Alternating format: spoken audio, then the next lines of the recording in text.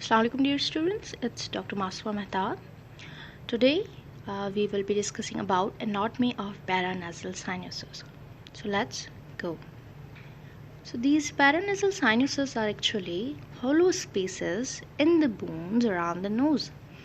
So what are the functions of these sinuses? So it functions as to warm the inspired ear, to provide resonance to voice, to lighten the skull bone, acts as thermal insulator that actually protects the delicate structures in orbit and cranium. Then it also provides the local immune defense by secreting the mucus, and it also acts as a buffer against trauma. So these paranasal sinuses, we have 4 pair of paranasal sinuses. Out of what we have maxillary sinus, frontal sinus, ethmoidal sinus, and sphenoid sinus. So the maxillary sinus is a pyramid in shape. Its base is towards the lateral wall of the nose and its apex is towards the zygomatic bone. So in this pic you can see this is the pyramid structure whose base is on the lateral wall, however its apex is towards the zygomatic bone. So it's largest of all. It occupies the body of maxilla, hence name maxillary sinus, and it has capacity of about 15 ml in an adult. So what are the relations of this sinus? So superiorly we have the inferior surface of orbit. Inferiorly we have alveolar and palatine process of maxilla, and anteriorly we have the fascial surface of maxilla and the soft tissues of cheek, and medially we have middle and inferior meatus. So this is the structure. Here you can see this is the maxillary sinus. Superiorly you can see here's the inferior surface of the orbit, and inferiorly you can see here's the palatine and alveolar surface, and then this is the middle and the inferior meatuses. Okay. So the frontal sinus, that is situated between the inner and the outer table of frontal bone. It's located above and deep to the supraorbital margins. So it varies in shape and size, and both are asymmetrical. Now in this case you can here see these are the frontal sinuses. Previously we have described maxillary sinus, so these are the maxillary sinus. Here we have the frontal sinus.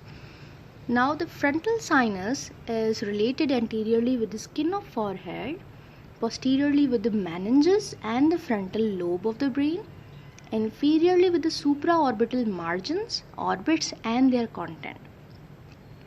Now the frontal sinus drains into ostium that opens into the frontal recess. Now look at this. This is the frontal sinus that has this opening is called as infundibulum, and this is the ostium, and this is the frontal recess. Now these 3 structures unite together and they appear as a hourglass structure. Now this frontal sinus opens into ostium, and this ostium drains into the frontal recess. Now this frontal recess has relation like we have anteriorly here agar nasal cells, and posteriorly we have ethmoidal bulla, and medially we have the middle meatus just behind this turbinate. So in the next pic we will be very clear to this. So the frontal recess, as I have told you, that is the narrowed opening that helps in drainage. So the boundaries, it has agar nasal cell anteriorly, posteriorly we have ethmoidal bulla, medially we have middle turbinate, and laterally we have lamina papyracea. So here you can see this is the frontal sinus in blue, this is the frontal ostium in green, and frontal sinus infundibulum in orange. So this is the frontal recess here. Now you can see the relations. We have agar nasal, and then posteriorly we have anterior ethmoidal cells or ethmoidal bulla, and in this picture you can see lateral relation with the lamina propria and medial relation with the middle turbinate or middle meatus. So it opens into middle meatus of nose. Now this is the hourglass structure. As I have told you, the infundibulum, ostia and the frontal recess unite together. They form like a hourglass structure. Now this frontal sinus opens into the nasal cavity by means of, here you can see it opens by means of the middle meatus. Now ethmoidal sinus. So this ear cavity is located on lateral mass of ethmoidal bone. Its number varies, so it can be from 3 to 18. So it is divided into two groups on the basis of basal lamina. I will be explaining this to you in the next slide. So let's talk about these groups. We have anterior group and the posterior group. So the anterior group contains agar-nasal cells, ethmoidal bulla, supraorbital cells, frontoethmoidal cells, halar cells. They open into the middle meatus. However, the posterior group that lies posterior to the basal lamina, it actually varies from 1 to 7 in number, and it opens into the superior meatus. So now in this picture you can see here that we have here, this is the basal lamina. So this structure is the basal lamina, which actually divide. Let me show you. This is the basal lamina.